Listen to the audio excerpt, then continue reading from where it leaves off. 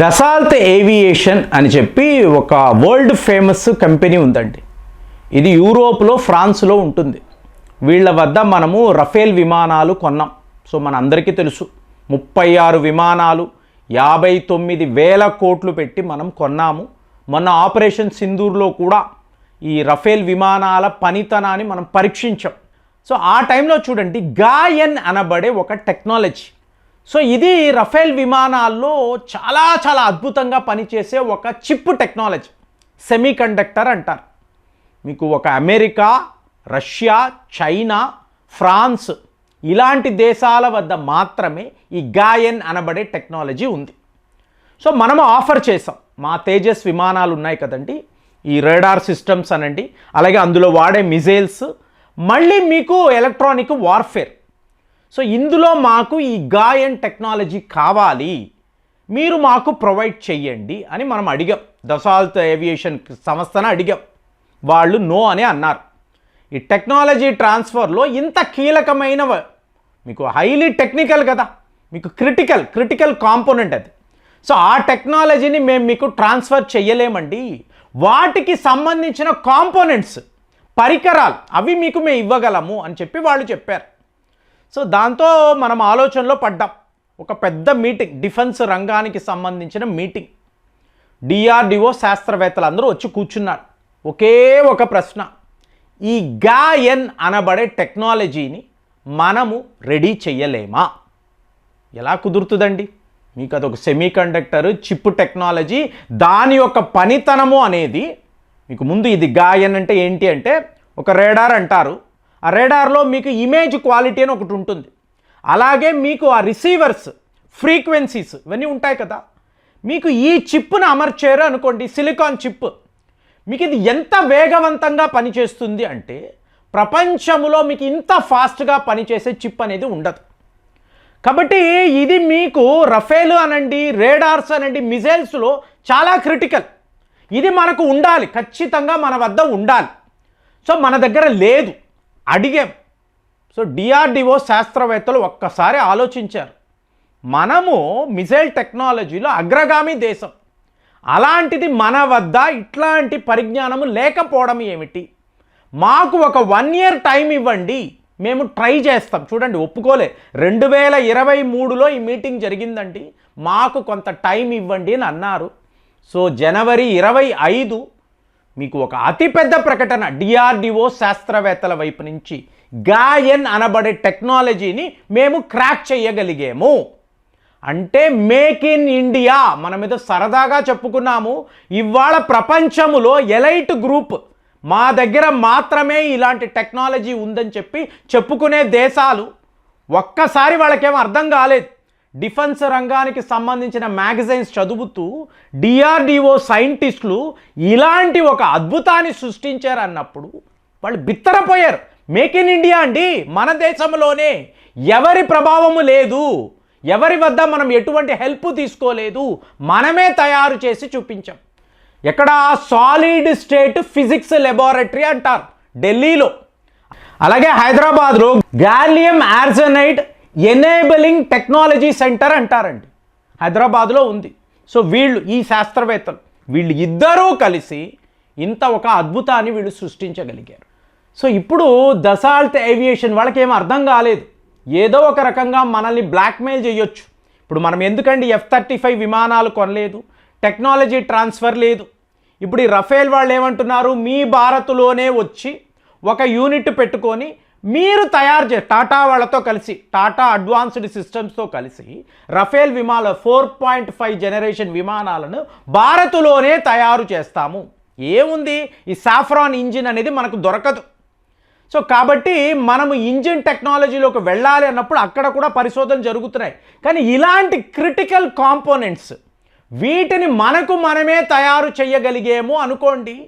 ఇప్పుడు డిఆర్డిఓ అంటే ఏంటండి, కాస్ట్ ఎఫెక్టివ్. మీకు వాళ్ళ ధరలు మన ధరలు చూసారు అనుకోండి, ప్రతి వాళ్ళు మన వైపే చూస్తారు.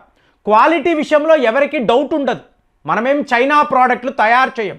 అద్భుతమైన కాంపోనెంట్స్, ఇలాంటి చిప్పులు, వీటిని తయారు చేయగలిగితే ఎంత, దీని బిజినెస్ $21 బిలియన్ అండి. ఆ సైడ్ ఒక కాంపోనెంట్, ఒక చిప్, దీని మార్కెట్ ఇంత పెద్దది. అలాంటిది మన వాళ్ళు ఇక్కడే ఢిల్లీలో, హైదరాబాదులో ఇలాంటి ఒక టెక్నాలజీని కనిపెట్టారు అనుకోండి. అంటే రేపు రఫేల్ విమానాలు వాళ్ళు తయారు చేసినా, ఇక్కడ భారత్లో జరిగినా కూడా ఈ పలానా సెమీకండక్టర్, ఈ చిప్ టెక్నాలజీ అంటే ఇక్కడ డిఆర్డిఓ ల్యాబ్లోనే తయారవుతుంది కదండి అంటే వాళ్ళకి ఎలా ఉంటుంది? దీన్ని పెట్టుకొనే మనల్ని బ్లాక్మెయిల్ చేయాలి. అబేబేబే ద హై టెక్నాలజీ అండి, మీకు ఇవ్వలేమండి, ఇవన్నీ మాట్లాడారు కదా. మరి ఇవాళ డిఆర్డిఓ వాళ్ళు ఏం చేశారు? చేసి చూపించగలిగారు కదా. కాబట్టి మన తేజస్ అన్నాము అనుకోండి, అందులో ఉండే ఎలక్ట్రానిక్ వార్ఫేర్ అనండి, రేడార్స్ అనండి, మిజైల్ టెక్నాలజీ, ఎందులో అయినా కూడా ఇవాళ మనకు మనమే ఫిట్ చేయగలం, డిప్లాయ్ చేయగలమండి. ఇప్పుడు మీరు అడగొచ్చు 2023 నుంచి ఇన్నేళ్ళు పట్టిందా అండి, 2 ఏళ్ళు పట్టిందా అంటే అలా కాదండి. మనకు అది రెడీ అవ్వడము, మళ్ళీ ట్రయల్ రన్ చేయడము, టెస్టింగ్లు చేయడం, ఫైనల్గా ఇవాళ జనవరి 25 అన్నప్పుడు ఏమిటి డైరెక్ట్గా డిప్లాయ్ చేయగలరు. మీరు ఇవాళ బ్రహ్మోస్ తయారు చేస్తున్నారంటే బ్రహ్మోస్లో దీన్ని తీసుకువెళ్ళి పెట్టగలరు. రష్యా వాళ్ళు ఆల్రెడీ లైసెన్స్ ఇచ్చారు, వాడండి అన్నారు. సో అలాంటి ఒక అద్భుతాన్ని మనము చూడండి అలా క్రియేట్ చేసేసాము. సో నమ్మడానికే కష్టం, బట్ ఇట్ హ్యాపెండ్, చేసేసారు.